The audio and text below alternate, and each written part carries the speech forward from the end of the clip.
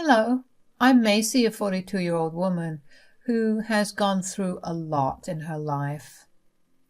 Today, I want to tell you about how I became a single mom when my kids were very young. I had met my ex-husband, Harry, through some mutual friend. We hit it off pretty well. He was everything I had ever dreamed of. We both worked good jobs and we were financially stable. While I had no contact with my family, Harry's parents welcomed me with open arms. He checked all my boxes, so of course I said yes when he asked me to marry him after 3 years of dating. Harry was always open about his desire to start a family.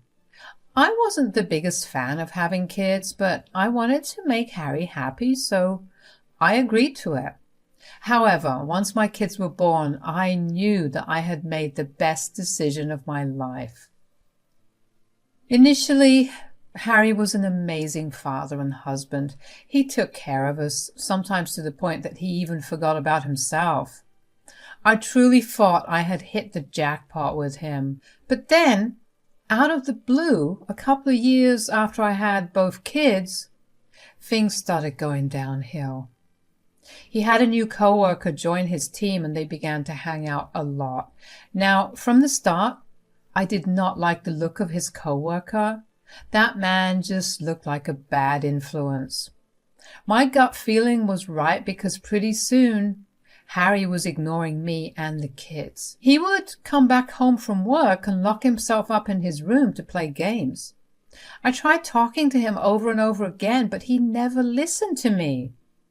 We would get into these heated arguments when the kids weren't around. He would complain about me pushing too many responsibilities on him and me being a nag. The thing is, I wasn't asking him to go above and beyond. I just wanted him to do something, considering he was doing absolutely nothing at that moment. And then one day, Harry asked me if he could take the kids to the park while I was at work. He had a day off and he wanted to bond with the kids. At that moment, I was filled with so much joy at the prospect that Harry was coming back to his old self that I readily agreed to it without thinking about my kids skipping school. I was at work when my father-in-law, Dave, called me. It was not very odd for me to get calls from him at that time because he would call me to regularly check in on me, so I happily picked up. But he sounded upset. "Macy, are you at work?" "Yeah, is everything all right? You sound upset." "Well, Maria and I happened to be on our way back home from the grocery store when we happened to see the kids at the park." "Oh, yeah, Harry said he'd be taking them there. They were alone. Lacey was crying and Jax was trying his best to calm her down." "What? Oh my God! Are they okay?" "Yeah, we picked them up and they're sleeping right now." "Do you know where Harry is? Or how long were they there for?" "Jack said that Harry had taken them to the park at around 10 in the morning, and we picked them up around 12. Apparently, Harry had dropped them off at the park and just left." "That man is going to get a piece of my mind." "If you manage to get through to him, let him know that his parents also want to have a stern word with him." "You haven't been able to get through to him?" "Nope. His phone is switched off." "Okay. I'll try to get a hold of him too. Until then, I hope it won't be an issue to watch over the kids until I get back." "Of course not, honey. We'll make sure they eat too when they wake up." "Thanks a lot. I don't know what I'd do without you two." I managed to be kind and grateful even though I was raging on the inside. Once I was off the phone with Dave, I immediately dialed for Harry. Just like David said, Harry's phone was switched off. I don't know how I managed to get through the rest of my workday. I kept making phone calls to Harry throughout the day, but never got a response. Once I was done with work, I decided to go home first. I hoped that Harry was just at home playing some games. I know that it's pathetic, but I still hoped that he had only left the kids in the park to play his stupid games. I called Dave and informed him about my plan, and he assured me that it was all right. I also didn't want my kids to see me getting angry at Harry if he was actually at home. Harry and I had been struggling for a while, but I didn't want my kids to see any of that. I didn't want them to think that the toxic aspects of my relationship with Harry were normal. When I got back home, I immediately noticed that something was different. The house felt emptier. I had a sinking feeling in my chest. I ran through the house yelling out for Harry, but he was nowhere there.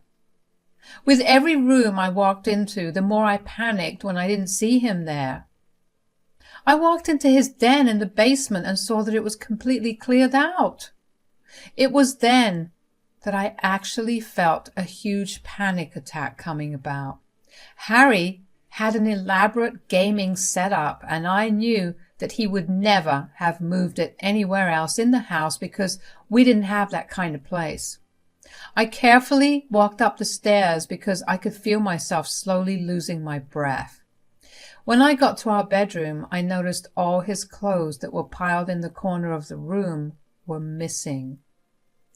I went through his nightstand and it was empty. Our shared wardrobe was also empty. Our bathroom had been cleared of all his products. None of his things were there. He had left us. I was struggling to breathe. How the hell was I supposed to raise 2 kids all on my own? What about surviving on my income only?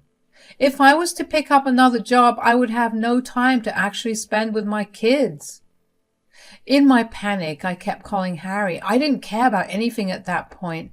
My dignity and ego were not going to stop me from begging Harry on my knees to come back. But of course, none of my calls went through, and neither did my messages. I must have been blocked. With nothing else to do, I managed to calm myself down enough and made my way back to my car. I hoped that Dave had been able to get a hold of Harry. My heart raced faster the closer I got to Dave and Maria's.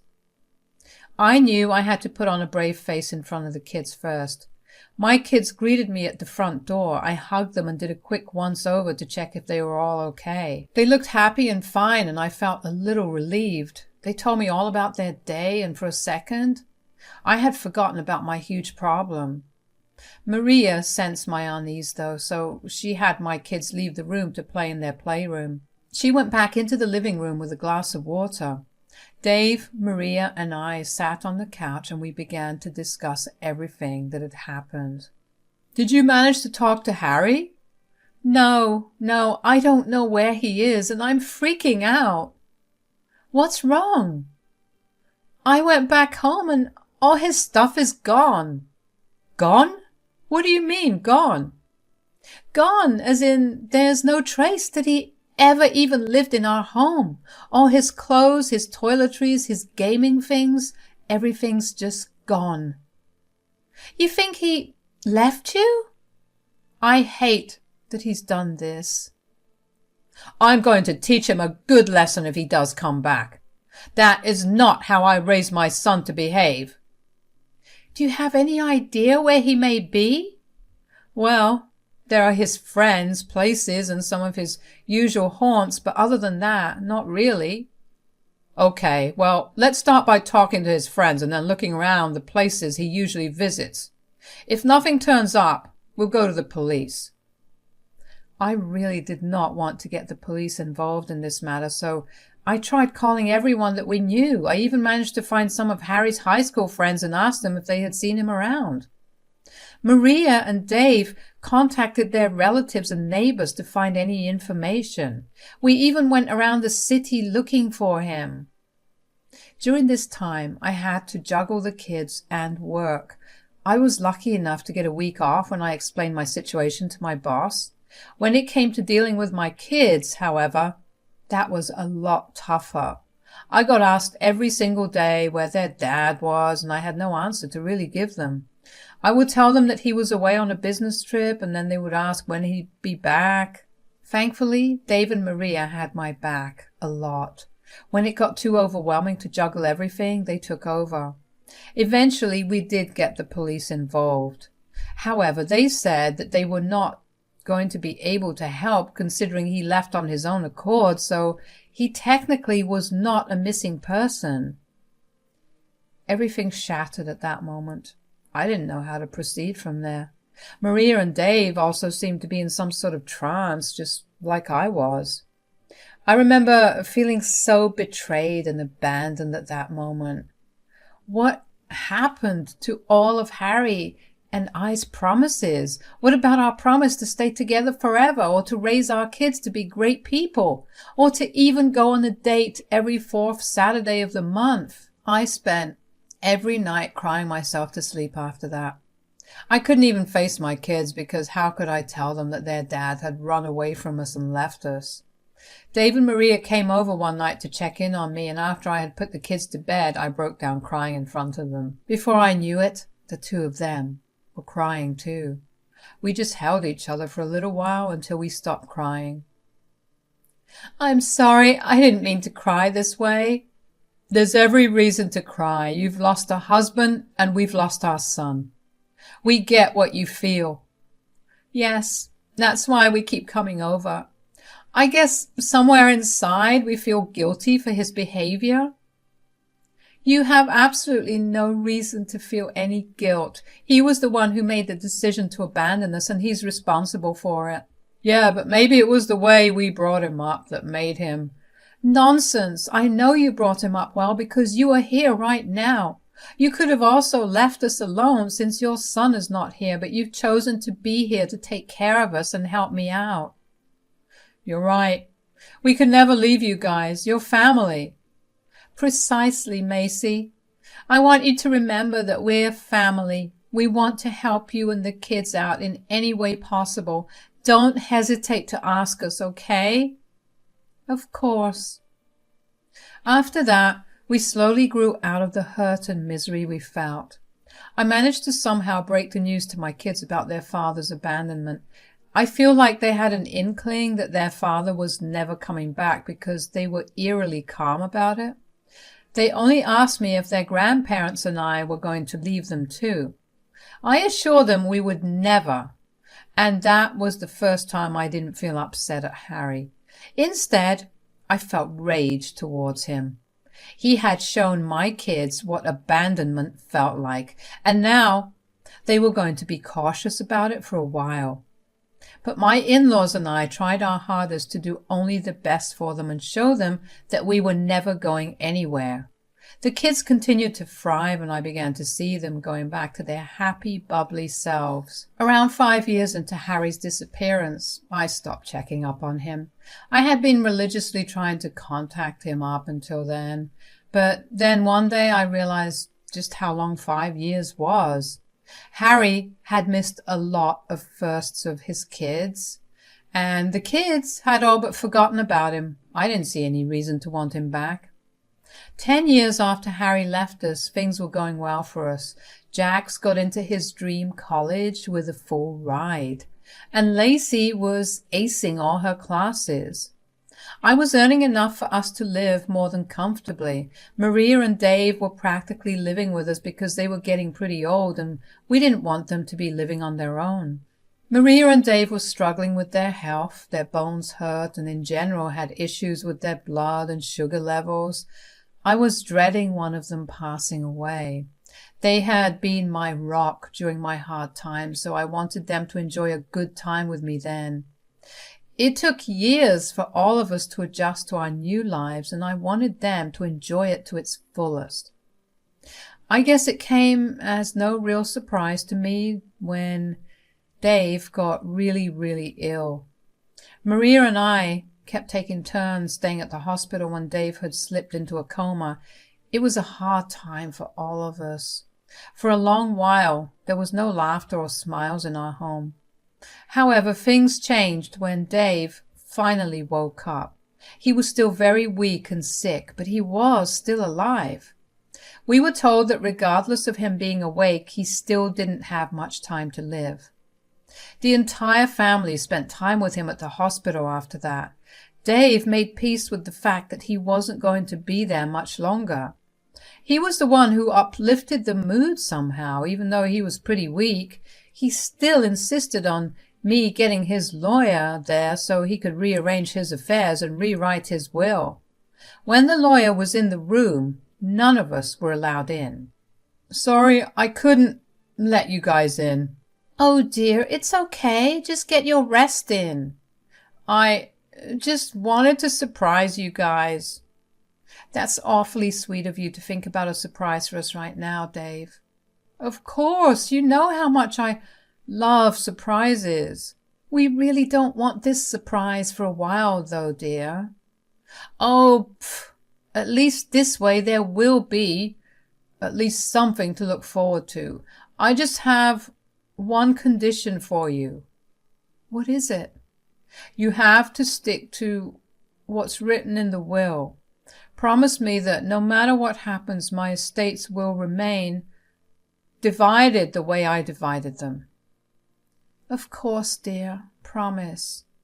I promise everything will be as you wanted it to be. About 2 weeks after he woke up, Dave passed away in his sleep. I was a mess. He was like a father to me. He was the only man in my life that was there for me and helped me learn and grow. He was also a father figure to my kids and greatly helped me bring them up. Maria and the kids were a mess too. There was so much crying and hurting.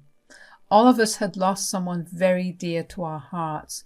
I had taken up the initiative to take care of all the paperwork and all the funeral services. I knew that Maria did not have the strength for that. The funeral took place 3 days after Dave passed away. There were a lot of people, and it felt good to see that Dave was just as loved by many more people that were in his life. Of course, at that moment, I did feel a pang of anger. I was sure that Harry must have found out that his dad had passed away. I even had Dave's obituary published in the newspaper, but he still never showed up for the funeral.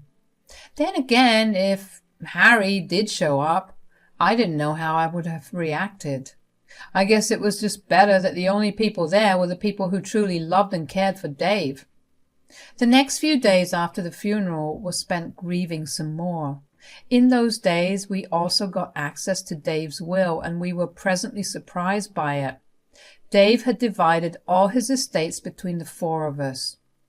He gave a lot more to the kids, which honestly I was super grateful for because they needed it a lot more than Maria and I.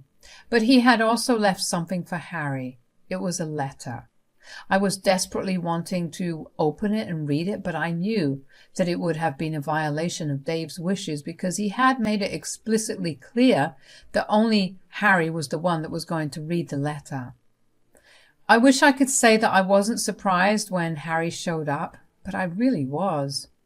Thankfully, Jax had gone back to university and Lacey had been away at school when Harry showed up. When I saw his face, I was filled with rage. Maria was in the same boat as me. He looked like he was barely alive. He looked malnourished, his bones were jutting out and his eyes were huge on his now small face. He had a lot of muscle before, and now his arms and legs looked like twigs.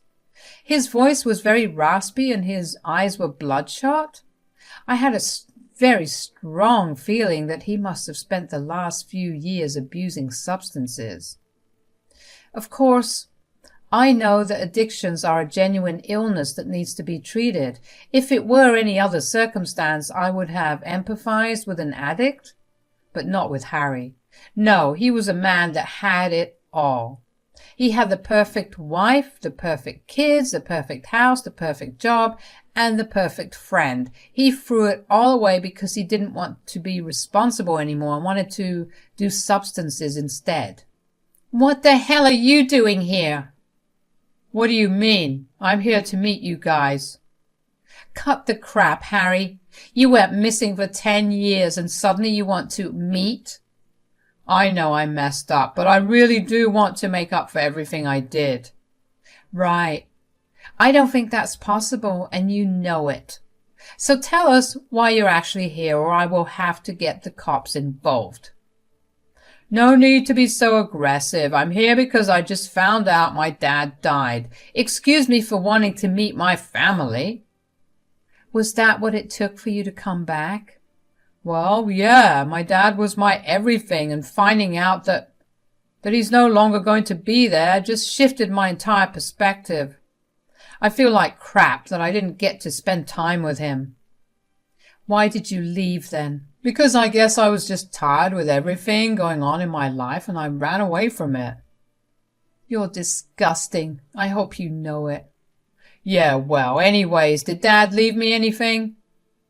That's when it clicked in my head. It must have clicked in Maria's head too, because we made eye contact with each other as soon as Harry asked that. Harry did not care for his father or his family. He was there to collect his inheritance. Of course I was angry. I was so close to lashing out at him, but Maria held my hand to calm me down. She was right. I knew that Dave did leave something for him, and it was not what Harry wanted. Maria walked into her bedroom and retrieved the letter that Dave had left Harry in the meantime. Maria walked into her bedroom and retrieved the letter that Dave had left Harry.